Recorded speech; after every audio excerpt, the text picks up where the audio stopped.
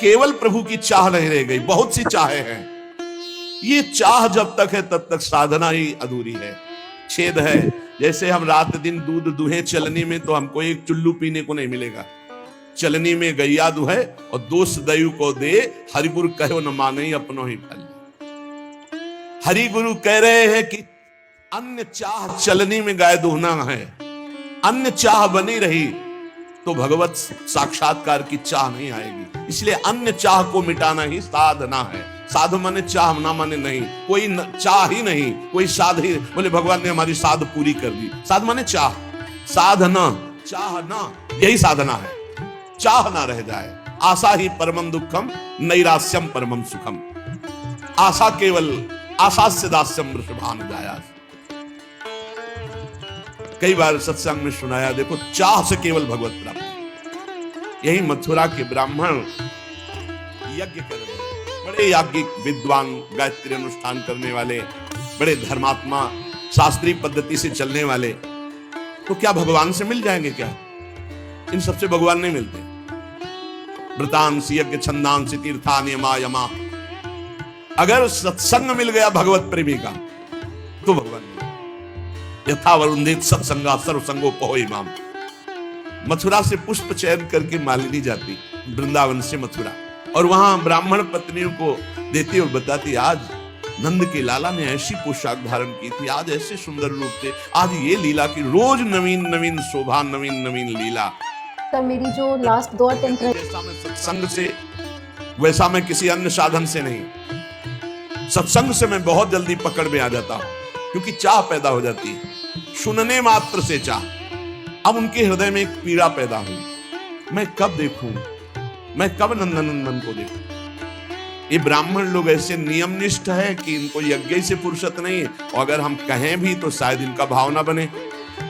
हम उत्तम कुल के ब्रह्म ऋषि, हम भाई वहां कैसे जाएं, वो कैसे दर्शन, क्योंकि वो जानती थी स्वभाव।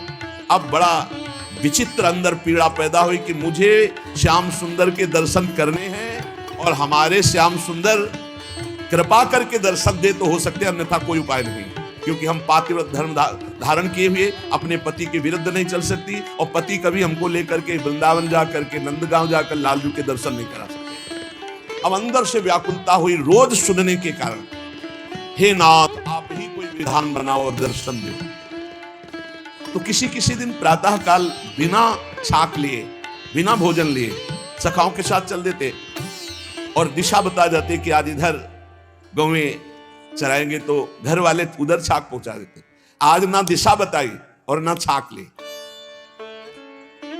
मथुरा की तरफ गाँव में चराते हुए चले। सखाओं ने देखा समय हो गया उनका, कन्हैया आज तो भूल हो गई, हमने घर वालों को बताया नहीं कि आज किस दिशा में जाएंगे, और छाक भी नहीं लाए, बहुत भूख लगी, अब क्या होगा? शाम के गाँव में वापस घर ले चलना है। और इतनी भूख लगी कि अशय हो गई, क्योंकि भगवान आज कृपा करना चाहते हैं मथुरा के ब्राह्मणों की पत्नियों पर। भगवान ने कहा, सुनो, हमने सुना है पास में ही ब्राह्मण ब्रह्म ऋषि जन यज्ञ कर रहे हैं मथुरा के, यज्ञ भोक्ता भगवान श्री हरि को प्रसन्न करने के लिए, जाओ तुम मांगो जा करके उनसे। बोले प्रभु हमको वो देंगे? बोले कह देना कृष्ण बलराम आए हुए, उनको भूख लगी, थोड़ा सा अन्न दे दो, जाके तो देखो, साष्टांग प्रणाम करना, हाथ जोड़ के करना। ऐसी बात, वो गए साष्टांग दंडवत की, महाराज श्री कृष्ण बलराम पधारे हुए हैं आज इधर, उनको भूख लगी, आप थोड़ा सा भोजन दो। वैदिक सिद्धांतों का पालन करने वालों ने जब देखा ये, तो गौएं चराने वाले ये यज्ञ भाग के अधिकारी थोड़ी कि इनको भोजन दो, बात ही नहीं की। बोले प्रभु कहां भेजा ऐसे निर्दयी हृदय वालों को कि वो एक बार हमसे बात भी नहीं की, देखा भी नहीं।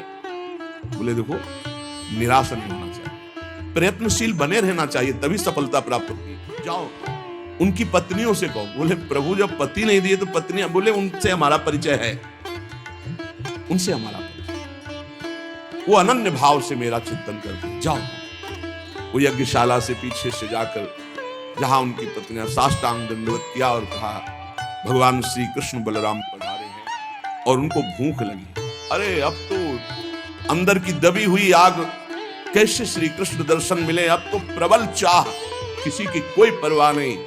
सहस्त्रों ब्राह्मण पत्नियां सुंदर सुंदर भोग थाल में सजाकर चल पड़ी।